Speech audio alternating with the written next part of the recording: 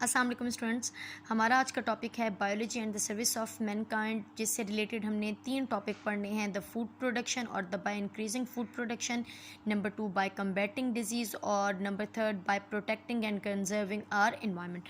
हमने इन तीनों टॉपिक में ये देखना है, ये समझना है कि बायोलॉजी इंसानियत के लिए कैसे हेल्पफुल है, कैसे उनकी मदद कर रही है उनके फूड को इंक्रीज़ करके, बीमारियों से बचने या आप कह सकते हैं उनके ट्रीटमेंट करके, नंबर 3 हमारे इन्वायरमेंट को प्रोटेक्ट करके या बचाकर। जिसमें से हमने पार्ट 1 यानी कि जो प्रीवियस वीडियो है या लेक्चर है उसमें हमने ये देखा है कि किस तरह से फूड की प्रोडक्शन को इंक्रीज़ किया जा सकता है। अब हमारा जो सेकंड पार्ट है उसमें हम पढ़ेंगे केमिकल कंट्रोल। आपको पता है कि डिफरेंट प्लांट पैथोजन होते हैं। प्लांट पैथोजन बच्चों क्या है, वो ऑर्गेनिज़म जो कि प्लांट को हार्म करते हैं, नुकसान पहुंचाते हैं या बीमारियां पैदा करते हैं उनके अंदर, जिससे प्लांट कमज़ोर हो जाता है और उसकी जो पैदावार है वो कम हो जाती है, क्योंकि इसमें से कुछ प्लांट डेड भी हो जाते हैं। इन पैथोजन में इंक्लूड है फंजाई, कुछ इंसेक्ट, कुछ हर्ब्स और कुछ पेस्ट।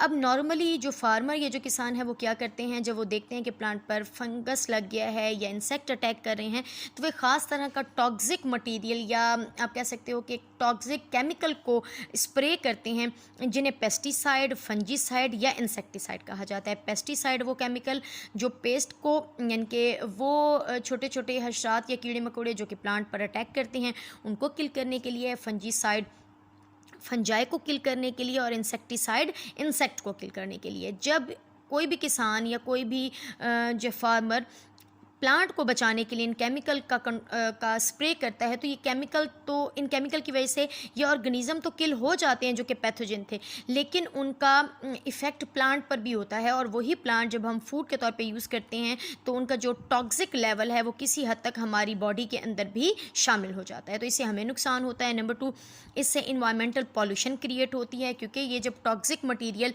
स्प्रे किया जाता है तो ये सॉइल के अंदर ऐड हो जाता है, जिससे सॉइल के अंदर मौजूद जो आप कह सकते हैं न्यूट्रिएंट हैं वो ख़त्म होने लगते हैं और सॉइल पॉल्यूटेड हो जाती है। इनके इन्वायरमेंटल पॉल्यूशन होती है। नंबर 3, जब आप बहुत ज़्यादा स्प्रे करोगे तो इस तरह से वही इंसेक्ट उस ख़ास तरह के केमिकल के अगेंस्ट भी रेजिस्टेंट ले लेंगे और फिर वो ना किल होंगे और ना ही कंट्रोल होंगे।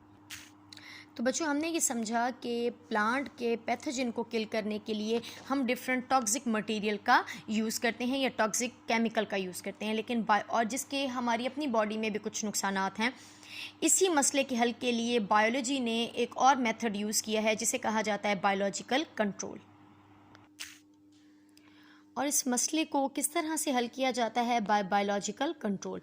The process in which living organisms are used to control harmful organism by combating or killing it। यानी कि किसी लिविंग ऑर्गेनिज्म को किल करने के लिए, वो लिविंग ऑर्गेनिज्म कोई इंसेक्ट हो सकता है, कोई फंगस, कोई हर्ब, कुछ भी, कोई पेस्ट, तो उसको भी कंट्रोल या किल करने के लिए किसी दूसरे लिविंग ऑर्गेनिज्म का ही यूज़ करना कहलाता है बायोलॉजिकल कंट्रोल। यानी कि पहले क्या यूज़ किया जाता था, केमिकल यूज़ किया जाता था जो कि हाईली टॉक्सिक था और उसके ह्यूमन बीइंग की हेल्थ पर कुछ साइड इफ़ेक्ट्स थे। तो अब क्या किया जाए कि किसी लिविंग ऑर्गेनिज्म को किल करने के लिए दूसरे लिविंग ऑर्गेनिज्म का यूज़ करना, जिससे वो हार्मफुल ऑर्गेनिज्म भी मर जाएगा और हमें भी कोई नुकसान नहीं होगा। इसी को कहा जाता है बायोलॉजिकल कंट्रोल। बेटा, एक बहुत ही इंपॉर्टेंट शॉर्ट क्वेश्चन है जिसको हम एक एग्जाम्पल के साथ समझेंगे कि एक इंसेक्ट है एफिड जिसे कहा जा रहा है, वो वॉलनट ट्री को, यानी कि आप जिसे अखरोट कहते हैं या जिसे आप नट्स कहते हैं, वॉलनट ट्री को नुकसान देता है। तो उसको कंट्रोल करने के लिए किसी टॉक्सिक को यूज़ करने के बजाय किसे यूज़ किया जाता है, वास्प को यूज़ किया जाता है। अब वास्प भी एक तरह का बेटा इंसेक्ट है और एफिड भी इंसेक्ट है, लेकिन जो वास्प है वो खा जाता है, किल कर देता है एफिड को। तो सिंपली क्या करना, जब वॉलनट ट्री पर एफिड लग जाएगा और वो उसकी हेल्थ को डिस्टर्ब करने लगेगा, तो उस पर किस चीज़ को ग्रो करवा दिया जाए, वास्प को ग्रो करवा दिया जाए। वास्प वॉलनट को भी कोई नुकसान नहीं देगा, ट्री को भी कोई नुकसान नहीं देगा और एफिड को भी किल कर देगा। इसी को कहा जा रहा है बायोलॉजिकल कंट्रोल के एक लिविंग ऑर्गेनिज्म जो कि हार्मफुल है किसी दूसरे के लिए उसको किल कर देना दूसरे किसी लिविंग ऑर्गेनिज्म के थ्रू ही, इसी को कहा जा रहा है बायोलॉजिकल कंट्रोल। और बेटा, कुछ बैक्टीरिया को भी यूज़ किया जाता है एज पेस्टिसाइड, यानी कि पेस्ट को किल करने के लिए, इंसेक्ट को किल करने के लिए, जो कि प्लांट पर अटैक करते हैं, बैक्टीरिया को भी यूज़ कर रहे हैं। बच्चों नेक्स्ट हमारा एक और ही बहुत इंपॉर्टेंट शॉर्ट क्वेश्चन है, इंटीग्रेटेड डिजीज़ मैनेजमेंट यानी कि आईडीएम। आईडीएम क्या है? इफेक्टिव कंट्रोल ऑफ डिजीज़ और all common diseases of a plant by using suitable methods of disease control is called IDM.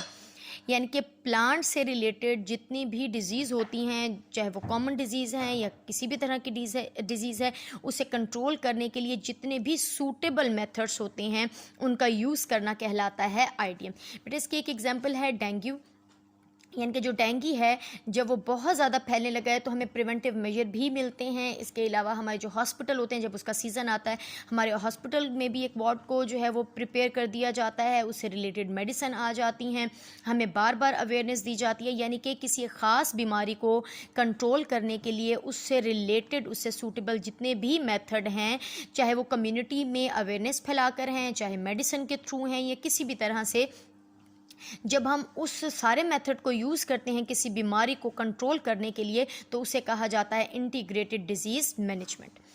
Next बच्चों हमारे पास टॉपिक है हाइड्रोपोनिक कल्चर टेक्निक। ये भी एक तरह की टेक्निक है जो कि हाइड्रो मीन्स वाटर, पानी के अंदर हम यूज़ करते हैं। इस टेक्निक के अंदर हम प्लांट को ग्रो करते हैं वाटर के अंदर और न्यूट्रेंट को 1 by 1 ऐड किया जाता है। बेटा सबसे पहले इसका मकसद क्या है? इसका मकसद है कि आपको पता है कि हमें ये जानना बहुत ज़रूरी है कि कौन से प्लांट के लिए कौन सा न्यूट्रेंट बेस्ट है। अगर हमें ये आइडिया हो जाता है कि कौन से प्लांट की ग्रोथ के लिए कौन सा सॉल्ट, कौन सा न्यूट्रेंट, कौन सा मिनरल इम्पॉर्टेंट है, ज़रूरी है, तो हम डायरेक्ट वही मिनरल डाल के अपने डिज़ायरेबल प्लांट को ईज़िली ग्रो कर सकते हैं।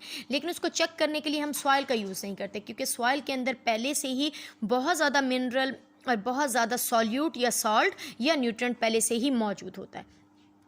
तो हम क्या करते हैं कि हम सॉइल में से जब चेक नहीं कर सकते तो हम एक प्लांट लेते हैं, उसको पानी में ग्रो करते हैं और पानी के अंदर 1 by 1 एक एक करके न्यूट्रेंट ऐड करते हैं। यानी कि बहुत सारे आपने समझने बीकर बना दिए हैं छोटे छोटे और हर एक में एक एक न्यूट्रेंट डाल दिया है।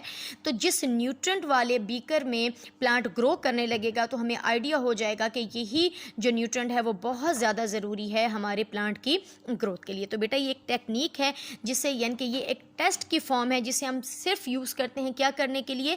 हम इस तरह से पानी के अंदर हम ग्रो अपने डिज़ायरेबल प्लांट को नहीं कर सकते, अपने इम्पॉर्टेंट प्लांट को नहीं कर सकते, क्योंकि पानी में ग्रो करना बहुत ही ज़्यादा, आप कह सकते हो कि एक चीप मेथड नहीं है, ये एक बहुत ही एक्सपेंसिव मेथड है। तो हम सॉइल के अंदर ही उसको ग्रो करेंगे, लेकिन क्या करने के लिए? टेस्ट करने के लिए। वो टेस्ट क्या है? वो टेस्ट है कि प्लांट के लिए कौन सा न्यूट्रेंट बेस्ट है उसकी ग्रोथ के लिए। इस तरह से हम जिस टेक्निक को यूज़ करते हैं जिसमें हम 1 by 1 न्यूट्रेंट ऐड करते हैं और चेक करते हैं प्लांट डाल के कि किस न्यूट्रेंट के ऐड करने पर कब प्लांट ने ग्रो किया है, तो इसी टेक्निक को कहा जा रहा है हाइड्रोपोनिक कल्चर टेक्निक। और बच्चों इस मेथड को सिर्फ यूज़ कर सकते हैं एस्ट्रोनॉट्स, क्योंकि हाईली एक्सपेंसिव है और बहुत ही टेक्निकल किस्म का, आप कह सकते हैं कि एक टेक्निक है। तो इसको फुलफ़िल करना इतना इजी नहीं होता है, तो इसको जस्ट एस्ट्रोनॉट यूज़ करते हैं स्पेस में वेजिटेबल्स को ग्रो करने के लिए। तो अगर आपके पास एक MCQ आता है कि कौन सा तरीका इतने मेथड में से, जैसे कि टिश्यू कल्चर टेक्निक है, क्लोनिंग है, जेनेटिक इंजीनियरिंग है, सिलेक्टिव ब्रीडिंग है, कि इनमें से कौन सा तरीका है जिसमें से वेजिटेबल को या प्लांट को ग्रो करने के लिए एस्ट्रोनॉट जो यूज़ करते हैं, तो वो है हाइड्रोपोनिक कल्चर टेक्निक। तो बच्चों आपने बहुत सारे टॉपिक्स पढ़े हैं, बहुत सारे छोटी छोटी डेफिनेशंस पढ़ी हैं कि किस तरह से हम प्लांट की अच्छे से ग्रोथ करवा सकते हैं, फूड प्रोडक्शन को इंक्रीज़ करवा सकते हैं, उनके डिज़ीज़ को कैसे कंट्रोल किया जा सकता है, कौन कौन से मेथड से हम कंट्रोल करते हैं, और लास्ट में अब हम पढ़ेंगे पास्चराइजेशन। पास्चराइजेशन क्या है? बेटा इतने हाई लेवल पर इतनी हाई यील्ड की प्रोडक्शन करना तो एक तरीका हमारे पास मौजूद है, लेकिन जब हम उसे स्टोर करने लगते हैं या एक जगह से दूसरी जगह उसे भेजने लगते हैं या इंपोर्ट जिसे आप कह सकते हैं करने लगते हैं, तो वो ख़राब हो जाती हैं। और अगर वो ख़राब